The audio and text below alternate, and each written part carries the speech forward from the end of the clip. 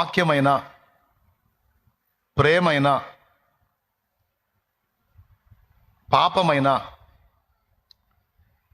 అది క్రియలోనికి వెళ్ళినప్పుడే దాని శక్తి వెల్లడవుతుంది. ఫర్ ఎగ్జాంపుల్, పాపాన్ని గురించి మాట్లాడదాం. పాపపు ఆలోచనలు, పాపపు తలంపులు, పాపపు ఉద్దేశాలు నీ తల చుట్టూ తిరిగే పక్షుల్లాంటివి. వాటిని నీ తల చుట్టూ తిరగకుండా నువ్వు ఆపలేవు. కానీ ఒకటి చేయగలవు, వాటిలో ఏదైనా ఒకటి వచ్చి నీ తలకాయలో గూడు కట్టుకోకుండా నువ్వైతే దాన్ని తోలివేయగలవు. అది నీ చేతుల్లోనే ఉంది. పాపము క్రియాత్మకం కానంత వరకు నీకు డేంజర్ లేదు. అది ఒట్టి ఆలోచనగానే ఉంటుంది.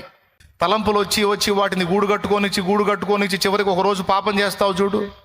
ఎప్పుడైతే పాపపు క్రియ నీ నుండి జరిగిద్దో ఇక అది శక్తిగా మారి ఇక నిన్ను పీడించటం, నీ మీద దాడి చేయటం అనేది అప్పుడు స్టార్ట్ అయింది. దాని ఫలితాలు ఇవ్వటం అనేది అప్పుడు స్టార్ట్ అయింది నీకు.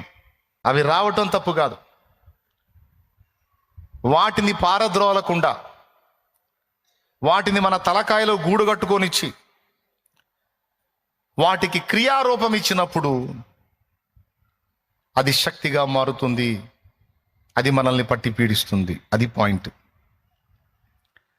పాపానికి క్రియారూపకం ఇయ్యనంత వరకు నీకు డేంజర్ లేదు బిడ్డ, లెక్కలో కూడా రాదు. అక్కడ ఆలోచనలు వచ్చినప్పుడే వాటిని వెళ్ళగొట్టినట్టయితే క్రియారూపం దాల్చకుండా ఉంటాయి.